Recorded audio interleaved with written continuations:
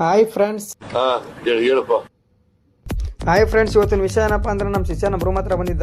ಏನಕ್ಕಪ್ಪ ಅಂದ್ರೆ ಬಾರಣ ನಮ್ಮ ರೂಮ್ ಹತ್ರ ಹೋಗಿ ಬರೋಣ, ಸ್ವಲ್ಪ ಯಾರು ಇಲ್ಲ ಒಬ್ಬನೇ ಇವತ್ತು ಅಂತ ಕರ್ಕೊಂಡು ಹೋದ.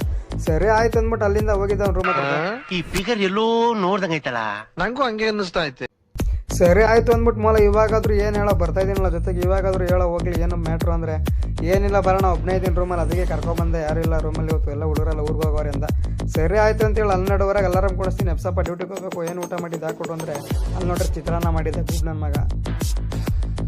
ಸರಿ ಅಂತೇಳಿ ಅದನ್ನು ತಿನ್ಕೊಂಡು ಮತ್ತೆ ಅವ್ನಿಗೊಂದಷ್ಟು ಬೈಕೊಂಡು ನೋಡ್ತೀವಿ 1:15 ಆಗಿತ್ತು. ಅಯ್ಯೋ ಗೂಬ್ ನನ್ನ ಮಗನೇ, ನೀನು ನಂಬ್ಕೊಂಡಿದ್ರೆ ಹಿಂಗೆ ಆಗೋದಂತೇಳಿ ಬೈಕೊಂಡು ಅವ್ನಿಗೊಂದಷ್ಟು.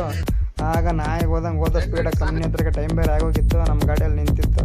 ಸರಿ ಅಂತೇಳಿ ಅದನ್ನ ಗಾಡಿ ಎತ್ಕೊಂಡು ನನಗೆ ಕಂಪ್ನಿಯಲ್ಲಿ ಎಂಟ್ರಿ ಮಾಡಿಸಿದ ಡಾಕ್ ಹಾಕಿದೆ. ಅಲ್ಲಿ ಇನ್ನೂ ಲೋಡ್ ಲೇಟ್ ಅಂದರು. ಸರಿ ಅಂದ್ಬಿಟ್ಟು ಹಂಗೆ ನಮ್ಮ ಅದೃಷ್ಟ